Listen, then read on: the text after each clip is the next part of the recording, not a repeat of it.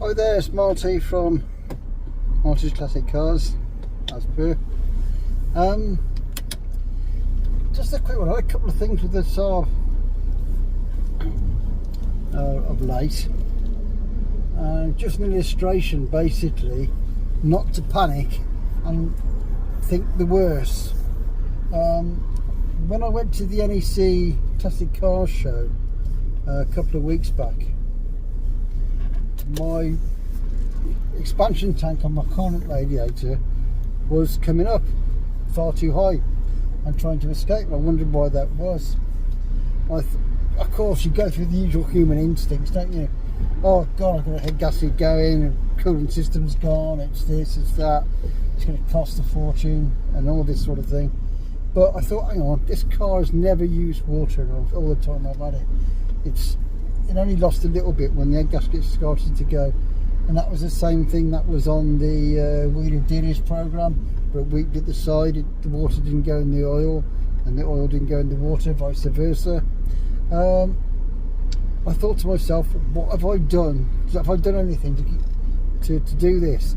And sure as eggs are eggs, I replaced the radiator cap, the expansion tank cap.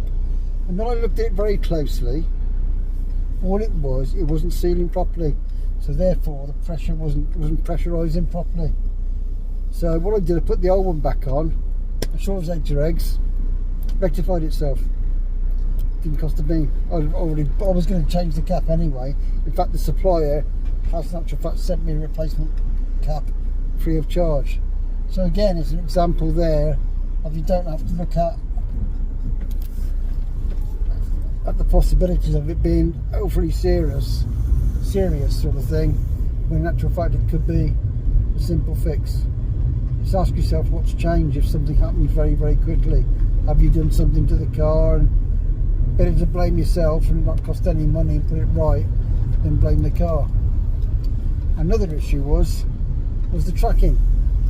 For some while now, I wondered why my car pulled slightly to the left hand side, and in truthfulness this has been going on a fair while now. What happened was it didn't affect the braking. When I braked, it still braked in a straight line. When I accelerated, it accelerated in a straight line. But when you sort of coasted with the car, sort of loosened the steering wheel a bit, it would twitch to the left, and I wondered why that was. And I thought to myself, it could be really serious. It could be the frames going, it's out of alignment, and the tracking. But I had the tracking done several times, and according to the readouts, it was correct at the time the car was standing on the stand, you know, on the rotationary things on the wheels and everything, and it came out a treat within tolerance sort of thing. But then it twitched to the left hand side again once the car was in motion.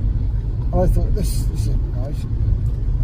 Anyway, I went to the Saab specialist early 2025, like springtime, and he had it for a couple of weeks and he couldn't see why he was doing it. He said, we've done this, we've done that. He said some parts of your suspension was loose. I said that must have been down to the tracking guy. In the tracking workshop, I used a guy in the West Midlands. He was on the TV, you know, with one of these motoring programs where they do the cars up and try and sell them on at a few bob profit sort of thing. So I thought I'd give him a try, and so that must have happened from that. Anyway, he said no. He said what we do, we put it on the lift, and we let it hang. They undid everything, then let it hang for a bit to everything settle. And re-torqued everything up properly to the proper tolerances, give it another track, give it an all-round alignment thing, and he said it's better than what it was, but it's still doing it. Anyway, a couple of £100 later, we were no further afield. So it still bothered me what was going on, but I thought this car's all, I've had all the bulkhead done and everything else, and one thing and another. So I went to another tracking, accident suspension work done on the front, and by accident we found that the one shock absorber was sort of vibrating a bit inside the steering knuckle. So I thought I'll do things in pairs, proper way to go. I had the steering knuckle replaced, I had the top mounts replaced with the bearing, also the bearing, the bottom wheel bearing underneath with the securing clip and brace there. That was all done, and even though it tracked up perfectly after that, it still brought to the left. And this guy I went through was a local garage. He sets up racing cars, so he knows a thing or two about what a car should drive like. I said to Chris, I said, I don't know why this is happening. I've gone to other people about this, and said he still does it. He couldn't fathom out what it was either. Anyway, I rang up Bagnall's in Birmingham, another Saab people. He said, Mart, he said, this must be something really stupid and simple. He said, it's probably something like your wheels got a dent in them or something like that, or your tile's got a defect in it or something. You can probably see it or do it yourself very, very easily. I said, okay, I'll tell you what I'll do, I'll try swapping the wheels round. So what I did, I put my fingers in the treads and realised I had off tyres on the front. I had one good one with a lot more tread on and one with less tread on. And normally I put those on the front and the back, it's put them that way. But I think when I had some brake work done, and long ago as 18 months ago, I had all the brakes replaced and everything, disc and pads all round. I think he took all the wheels off at the same time and didn't put the back wheels that were on the back and the front ones that were on the front. I think he just put them on as per, and that's why it got mixed up. And for that reason, there is different treads on the front and level of treads on the front.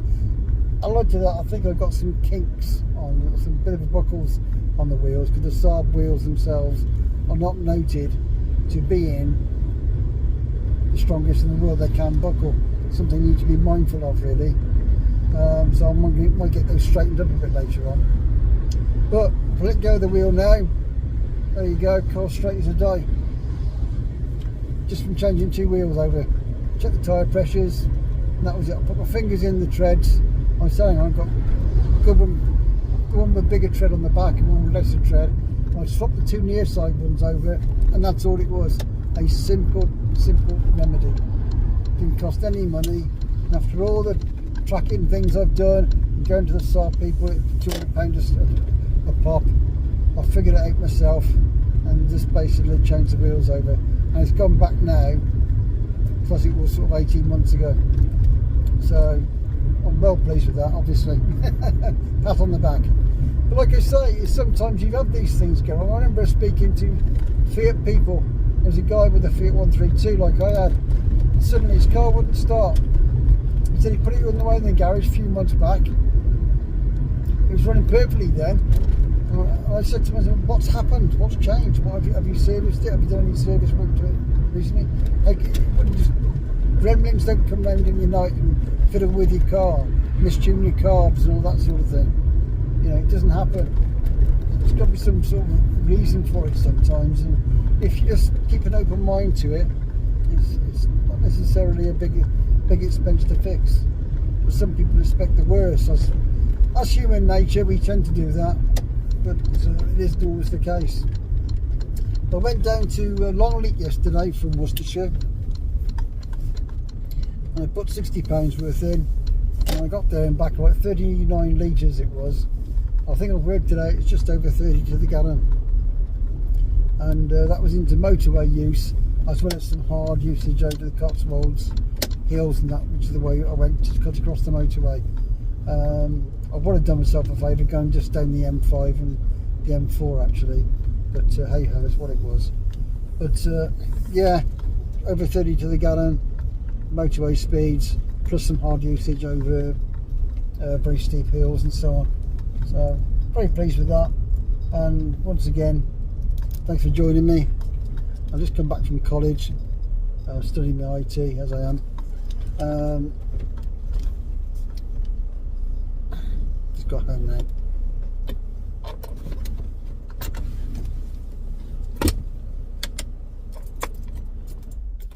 What I'll do, I'll just open the bonnet.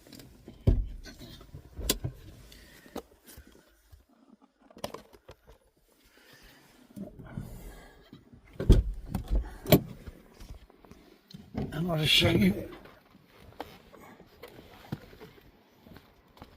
about the radiator. It's all level now, not coiling up as it should be. There you go.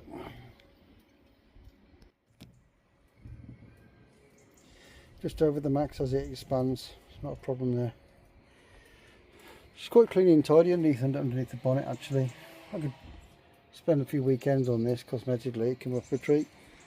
If I was into the bling bling stuff, but I'm not usually. I use the car quite a bit, so it's a usable car. Okay, thanks for tuning in again, and I'll see you. Other halves come to greet me, so I bid you farewell and have a good time. Look after one another as they do. I'll see you next time. Bye now.